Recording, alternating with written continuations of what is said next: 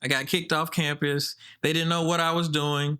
They just know people always would come to my room, and I was artistic, but they really didn't understand. Like, I had a full blown operation in my dorm room, and everybody else is just like, just partying, trying to, I had a whole different mission. Welcome to Main Street Makers, a bi-weekly podcast that features real, local small business owners who have transformed their passions into profitable businesses. Join us to learn from fellow small business owners on how they overcome challenges, find opportunities, and create thriving operations that make our neighborhoods more vibrant, connected places to live. We're honored that our first guest is Blake Milam, who owns a screen printing business in Clarksville, Tennessee.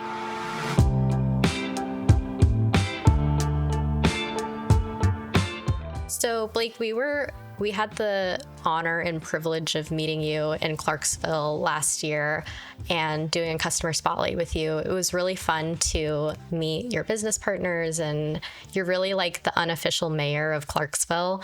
And it was really fun to just meet you and talk to you about your business. For everyone who's listening and doesn't know you, could you just introduce Guapaholics really briefly and what you do in your business? Yes. Well, first, my name is Blake. My business name is Guapaholics. It is a lifestyle brand.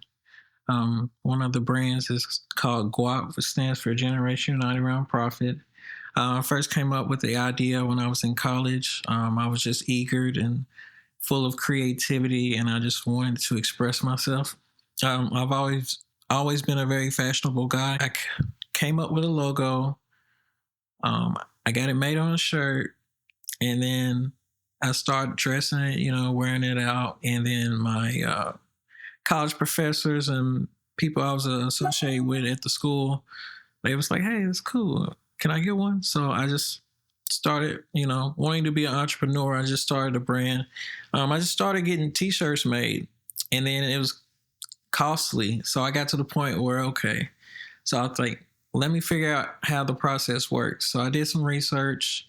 I ordered some screens, and I found someone that had a screen printing shop. And I asked him if I could shadow him, and he was like, sure. So I shadowed him. I learned the process. He had all the equipment, so I would work for him, and he would burn my screens for free. And then I would take the screens back to my dorm room, and that's where I would press them up myself. And that's how it got started. So it went from me just having a brand to actually learning the ins and outs of how to produce a T-shirt, how to print, the whole screen printing process. So it's really like a journey. Yeah, I love that. It's so fun to talk about those early days. I feel like those are some of the most exciting days in any business. I know, like being in startups, that's something that's really fun for me, is those really scrappy early days trying to figure out if something's going to work. You started in your dorm room, you were drying shirts in the oven, you told us that story, and today you have quite a thriving business with a big customer base. Can you talk to us about how you made that transition from the dorm room business to the business that it is today? Well, I was already going to school first of all, I've been an entrepreneur my whole life. So I knew something was going to blow. I knew I was going to come up with something, like I was predestined for this. So really, in college, you have a lot of spare time on your hands. I wasn't the average college student, I stayed in the library. Like, I was hanging out with older people who like were actually, in their trade. Like most screen printers, they're older Caucasian men, So me being an African American, there aren't any African American screen printers around here. So I had to step outside my shell and just network. And I'm a likable person. So the older guy, he liked me, and we become best friends. And we just start, he basically told me about the industry. So while my friends were partying and stuff, I was actually learning about an industry. And I knew it came to a point where I knew that once I learned how to screen print, not only can I print my stuff, but I can print everybody else's stuff. And then I can make it cool to have a brand, because that's basically what I did. my brand got so big that people got inspired. And then at this time, nobody's doing nothing. This is like 2007. Between 2007 and 2010, there were not a lot of entrepreneurs around. Everybody wasn't begging to be an entrepreneur, but I was at that time. So it's like really, I kind of started like an entrepreneur wave. Not only that, but when I graduated, this is around 2014. So from idea to concept to, I went from a dorm room to a condo downtown right by my school. So like I was really making real money, like in between my dorm room stage, and everybody else was partying. They didn't have any money. I was actually making money, so I was able to actually make the money. And honestly, I got kicked off campus because I was up printing. I was just basically up doing stuff that I wasn't supposed to be doing. I got kicked off campus. They didn't know what I was doing. They just know people always would come to my room, and I was artistic, but they really didn't understand. Like, I had a full blown operation in my dorm room, and everybody else is just like, just partying, trying to, I had a whole different mission. Yeah, for sure. And how did you start landing those customers and drumming up some of that excitement around your brand? Well, what I would do is I would go to, I'm a sneakerhead. So I had all the sneakers to match the clothes. So every time I knew Jordan would drop or a colorway, it wasn't just Jordan. We had everything. Like we worked at the mall, we had connections. So being in the sneaker community is kind of big. So we would go to all the different pop-ups, sneaker con. We would travel. So it became like a brand because people would see us, and every time they see us, they know like we're fresh, we got the heat. Because not only that, but we were selling shoes too. So all the money didn't just come from screen print; it came from selling retros and shoes. This is when people used to camp out for shoes, and we were like, we would camp out, and we had what everybody wanted. So that's kind of like, you know, people kind of gravitate you once they see that you're cool and you have what they want. And not only that, but I wasn't a gatekeeper, so if you came and talked to me, I would kind of like tell you what you need to do. And that's how I got into consulting. Yeah, I think one of my favorite parts about your story is that you started out in screen printing and you've kind of expanded out into multiple streams of income. How did you get into the business consulting side, and how does that side of the business work? Just being on the entrepreneur side and having a degree and just understanding economics and stuff like that kind of opened up my brain. Not only that, but I have a degree in psychology. So I have 2 degrees. On the psychology side, I'm a social worker. So I've always worked a 9 to 5 in between this. Like it got to a point where I needed to get a job to kind of keep income going in because it was like getting costly. So I went and got a job. At first, I got a job working as a contractor at the immigration office. So I started meeting people from all over the world, my contacts and my networks. I'm in Nashville, so it's like I was a biometric technician. So we would fingerprint people who are coming to get like extensions on their green cards. So I live in Clarksville, but I'm driving to Nashville every day. Nashville's a major hub. Not only that, but I worked in an office where everyone in the state had to come at least once every 4 years to get the sticker for your car. And people would see me. I live in Clarksville. We're right next to Fort Campbell, which is a Navy base, military base. So it's very cultural. It's a lot of cultures. There's people from all over the world, and people just start seeing me, and my face becomes familiar. I've been in Clarksville all this time, so it's like I host events, I do sneaker shows and stuff. So I just became popular. I'm always an entrepreneur at heart. So if I ever leave a job, I'm not worried about it because I have a business to focus on. Totally. It sounds like you get so many of your business opportunities and just opportunities in general by being involved in the community and just showing up and helping people out and answering their questions, and things really Yeah. just evolve from there.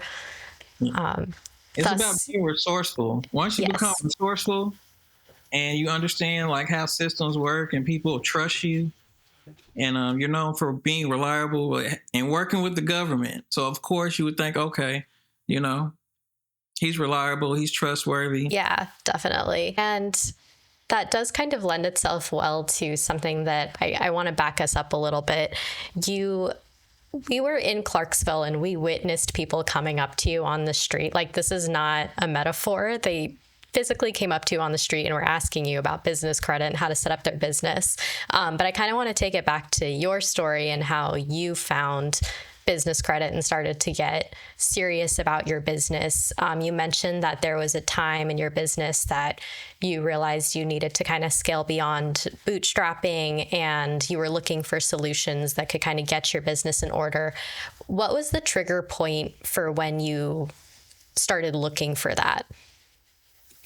Oh, well, I've always been looking for like grants. I've always been aware about grants and things like that. So I would always have some type of social piece to my business, like the gas can that represents gas, which stands for gradually achieving success. So I used to teach a Google Classroom where we teach soft skills. So I used to always have like, a different piece to my business that always makes people want to be involved because I'm always teaching a skill or something. So really just kind of pushing positivity and just trying to get people to actually live that lifestyle, and just really living by it. Living by it. Yeah. And what was the point at which you felt like my business feels mature enough such that I really need to get serious about kind of getting my financials in order and kind of getting a business credit card and stuff like that? I would spend thousands of dollars, like thousands and thousands of dollars, just trying to keep up. I mean, because you got to go to these shows. You might have to go to Vegas to one of the cons. I mean, you're just constantly spending money trying to promote and advertise. So eventually you got to be wise about, because either, like you said, you're going to go crazy or you're going to complete all your funds. I mean, literally, long nights of being stressed, like, oh, what I'm going to do? Like, man, I'm spending too much money. And then my parents are not really understanding, like, because, we come from a small community. So they're not really understanding, like, how big of an operation I got. They just think I'm just printing T-shirts, and it's like, no, it's bigger than this. But they don't know anything about business credit. So you really have to kind of get a mentor. And not only that, but I was a part of, in Nashville, they had this thing called the Entrepreneur Center. So I'm always around information, and they used to host cohorts. I was a part of a cohort accelerators. They show you how to raise money. So I'm just around the right crowd. Yeah, that's so important. And how are you managing your finances before you found that mentor and those communities? I mean, at first I really wasn't. I just always made sure I made more than what I spend. I mean, like literally, I would make a lot of money, but then I would spend it all just trying to keep the brand name going. And then you would do it again. So it's like, it's always up and down. And you got to be good with finances because a lot of people aren't good with managing money, but I never ran out of money. I've always kept an overhead. I was always strict on, I didn't splurge. I went the first 10 years, I didn't go, if it wasn't business related, I didn't go anywhere. Like I wasn't going on spring break and doing stuff like that. I was, investing into myself and the people around me because it wasn't just me. I had help. People believed in my vision. And not only that, but I was actually teaching people to do what I was doing. Once you teach somebody something and then they're like, oh, wow, I can go and now I can go print for somebody else. Or basically I use my model for other people's, especially if you're just sitting around. If you're just sitting around and not doing nothing, you can come and fold shirts. I can show you, I could pay come fold some shirts and then watch me. And then I'll teach you the basics. And then before you know it, we got a graphic designer. Before you know it, we got a screen printer. Like I've created like mini me's. There's other people that got their own brands, and then you can teach them about being entrepreneurs and just the whole benefits of having a business. Yeah, I noticed that when we were there that you're really embedded in the creative community and such a key part of the creative entrepreneurship community in Clarksville, and that was really fun to see. So, what are some advice that you give people who are looking to start their own brands?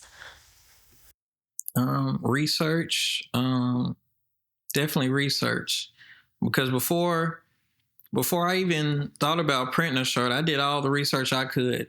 I mean, literally, like I went around, I saw the market. Not only that, but I was already into fashion, so I knew what people was doing. I just didn't understand how. So are they using printers, or is this ink? Like, how do you put a logo onto a shirt? Like, I had to think. A lot of people don't think about that. They don't think about the whole process of a t-shirt, or just even the t-shirt. I did a project on my business, and it was basically I had to talk about the life cycle of a t-shirt. And we collected t-shirts and we sent them overseas. I forgot where we sent them to. But if you think about a t-shirt and how like sometimes the logo will fade before the actual t-shirt will fade. Like a t-shirt will never fade. And you can reuse it. They're recyclable. I mean, even when you're done wearing a t-shirt, you can pass it down 7 times. Wow, I didn't know that. Yes. So, what's really important when someone's starting a brand, I'm hearing, is like researching and really developing technical expertise in whatever it is that they choose to pursue. Yeah, well, see, the way I started, I was so eager. Um, I had already had, like, I'm not gonna lie, I've been a hustler my whole life. So, from picking up pecans to, I remember I would take my scholarship money my school was paid for. So I would have some extra money left over. I would take that money and then I would buy cars. And then right during tax season, I would sell them. Or when students got their refund checks, I would sell them cars. So like I was already ahead. My learning curve, I wasted a lot of money just being eager and wanting to get started and not wanting to wait. So I would tell a lot of people, like, really get a job, save some money, because it's expensive, especially when it's trial and error. I wasted a lot of t-shirts. Right. Yeah, there's so much money involved in starting up a business, and it can be really hard to get financing at those really early stages when you need it the most. Yeah, but I would say just jump out there. Just jump out there, do your research, and just jump out there and give it your all. Don't give up. That's why I stayed so consistent. Even when people wasn't really believing in me, I always believed in myself. I never stopped, and I stayed consistent. And throughout the years, whatever I do, I just very consistent with it, and that's just how things are going. Yeah, love that. So that's kind of on starting a brand, especially like a creative brand, because that's kind of where you come from. What about advice for people who are trying to get their business finances together? What do you recommend that they do then? Very first thing is to start working on your personal credit, because a lot of people don't know that you're going to need your personal credit. See, what I did, I used my personal credit. So I learned about credit early. And when I was in college, I had like perfect credit because I never used it. And I did take out a couple school loans. So I had a credit history early. So by the time I got ready to use my credit, I had access to whatever I wanted. So I wouldn't recommend doing what I did, but I took a gamble and I used my personal credit, and I got credit cards, and I used that to help me get started. But you're going to need your personal credit to guarantee your business credit. So I would just say right now is a perfect time to start looking at disputing your credit. Another thing with me is I have a partnership with the Consumer Financial Protection Bureau, and they send me material, and I promote financial literacy. So what I would suggest is actually just learning to partnership or work with these organizations that actually give you the information. Because I get my information straight from the CFPB. So you don't have to be misled. I know a lot of people get their information off YouTube and stuff, and that's not accurate. You need to actually get it from an actual federal organization. So just working with them, and they let you know about when, for instance, Experian and Equifax are being sued right now because people have been disputing and they haven't been investigating. So right now I'm very busy because now you have supporting documentations to help your claims with disputing anything on your credit. So that's the first thing I would tell anybody, is to start taking their finances serious, start working on their personal credit. That way they can use their personal credit to guarantee their business credit. Yeah, that's great. It is so important to get your information directly from the bureaus. That's like a big part of how we structure our education at Nav, just because it can get so confusing. It's so confusing out there. So that's great.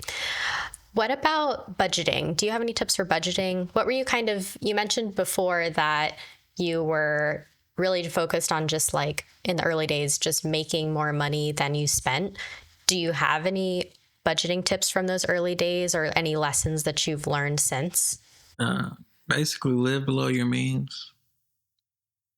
I mean, literally, it's just like the college diet, like just cheap meals, noodles, just living below your means. But eventually it becomes normal, and then you just do it.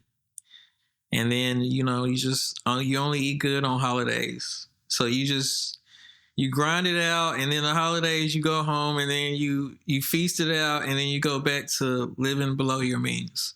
But literally that's it. Living below my means and just learning. If you're busy learning, you're not out here spending money or doing other stuff. And it's like I don't get bored. Like, I enjoy sitting in my house, peace and quiet, reading books, studying. That's why I like being a consultant, because I already like to educate myself. And why not being able to help others, educating others? So really that's like where I'm on right now. It's just really educating myself. And then once I educate myself, I use what I learned to put me in better positions.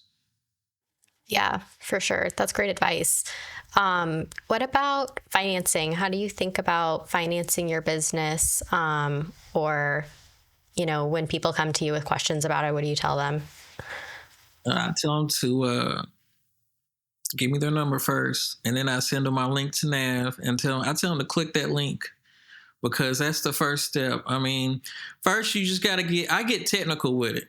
I start talking about algorithms and how credit scores and algorithms and how this data is composed and compiled, and this is how this is created.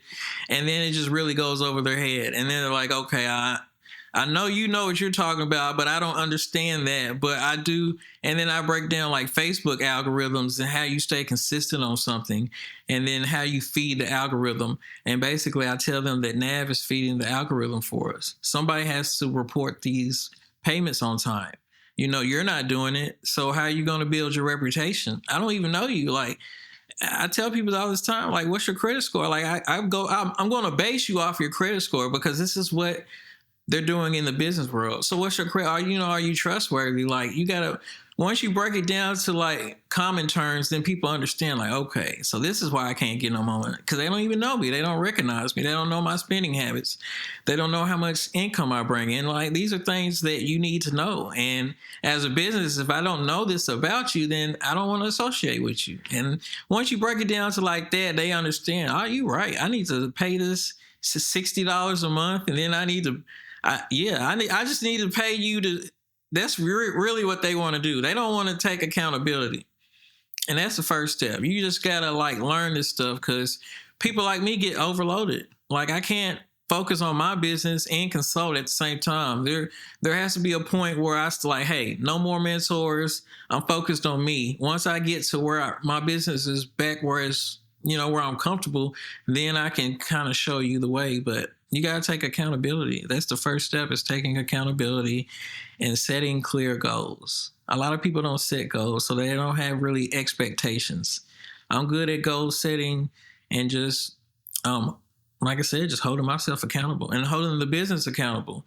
Because even though the business is a separate entity, it's still ran by, we're the advisors of the business. So if everybody's not working together, or the people that I assigned to work with me, if we're not all working, as one, then the business is failing. Like, I gained a lot from working for the immigration office and working for these federal entities and going through security clearances and stuff. And it's like, you got to really trust who you work with. And like, so I just take everything I get and I just kind of put it into myself and my business. And that's how we operate.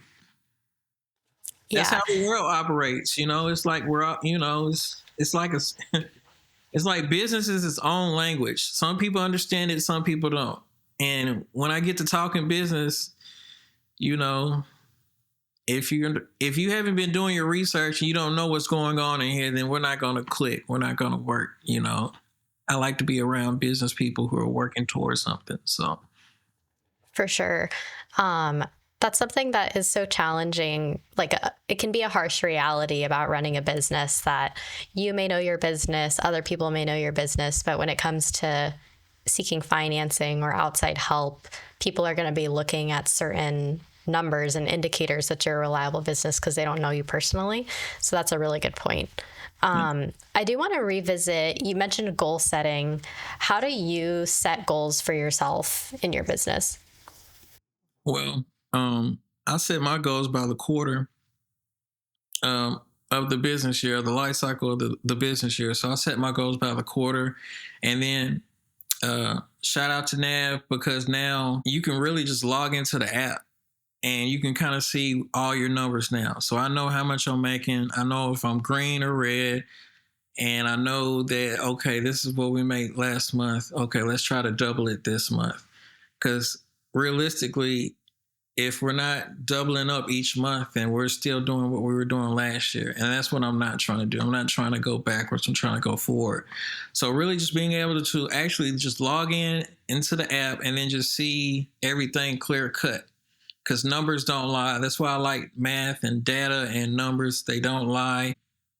They will, if you learn how to read graphs and charts, then you can actually see where you're going and you can see if you're going downwards. So just really just keeping track of everything. Yeah, that's great. That's funny that I love that you use Nav to do that. That's great. We love to hear that. My last question for you is, what's kind of like your biggest takeaway, or maybe your top 2 takeaways of growing your business over the past several years? Like, what's some advice that you would impart on other entrepreneurs?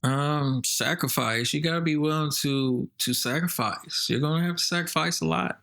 Like, there's times where I don't even get to go home, spend time with my family, because I'm trying to take my business to the next level.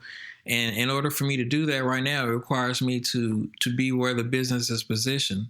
So just having to sacrifice, and then time, because you don't get this time back. So that's why I'm so persistent on my goals, because I know that my time is valuable, and I know my parents are aging and people are aging. And, I remember when I was 19 in the dorm room, and then I remember when I was 24 living in the condo, and now I'm 35, and now I'm like, I'm ready to buy a home now. So it's like just seeing progress. And when you're not seeing progress, you need to stop and redirect. So not just looking forward to the future, and just, I pretty much have everything down on paper of what I want to do. So I can always go back and say, okay, I've done this. I don't know if y'all know, but I shoot videos as well. I got tired of paying for photo shoots. I was paying $250 a photo shoot, and we were having at least once or two a month. So I was like, you know what? I'm just going to buy a camera. So I bought a camera and I practiced with it. And then I said, you know what? I'm ready to shoot videos now. Practice with it. I start shooting our commercials. And then somebody asked me one day, hey man, will you shoot my wedding? I said, yeah. So I shot a wedding and all the nervousness just went away. So I was like, okay, if I can shoot a wedding, I can do it. There's nothing I can't do. So now I can do anything. I can do weddings, any type of video content. I can do it because I'm comfortable with the camera. I know how to get angles, and I know I have an eye for editing and things like that. So there's nothing I really can't do. So really just being a jack of all trades, because that's extra income. Same thing with writing grants and applying for grants. On the educational side, if I can teach you about financial literacy and say I get a grant, and now they're giving me a grant to host a business class or teach a cohort about how to start a business, I can do that, and then that income goes towards my business income. So that's another form of income that kind of helps me being useful to my business. Even when my business is not making money, I can still make money on behalf of my business because I have a business structure. And that goes back to using Nav, so Dun & Bradstreet's and all these other entities that all work together that report. You got to have some type of relationship with these people. If you're not incorporated and your name's not out there, when they look you up, then nobody's going to give you no money. There's a lot of grants I missed out on because I had the right motive. But like I said, when they look up your business credit and they don't see anything, I mean, you don't exist. So really it's just about existing. Yeah, for sure. I love just your approach towards business and everything you do. It's always so inspiring to just hear you talk about how you take the opportunities in front of you and just grow and change. I love that about you. So thank you so much for being part of our first ever episode. I'm really excited that you joined us. And yeah, thank you so much. Yeah, well, thank you guys for giving me a spotlight, because a lot of times I don't get opportunities, like, other than being alumni with the school and working with the school. If you're not, Clarksville's on the up and up, but it's not like a major city like a Nashville yet. So we have a lot of entrepreneurs, but there's a lot of people who want to be entrepreneurs, but they're not ready to digest the information. They're not ready to learn and take it to the next level. So a lot of times when I promote financial literacy, a lot of people don't catch it until it's too late. So you guys giving me a platform and running my commercial, and now people are actually like, I know him, and he was printing shirts, and I remember him, and yes, and everything he says, he's very reliable, and yes, I know him because I've done a lot of stuff in the community. So just having my face in the community, and then people seeing me online, and then they're kind of like, it kind of puts the puzzle together. So now it's like, okay, I know I can go for him because I know him. I've seen his face around, and his business. I market a lot. I do a lot of advertising and marketing. So people have seen it. They just didn't know. Oh, okay. So now they're I can use my personal brand and the business, and now it kind of flows together now. So you guys kind of helped a lot with that. Well, we are so about financial literacy, and so we love it when there are people like you in the community helping to educate on finances and entrepreneurship. So it's our honor. Oh, wow. Yeah. Thank you.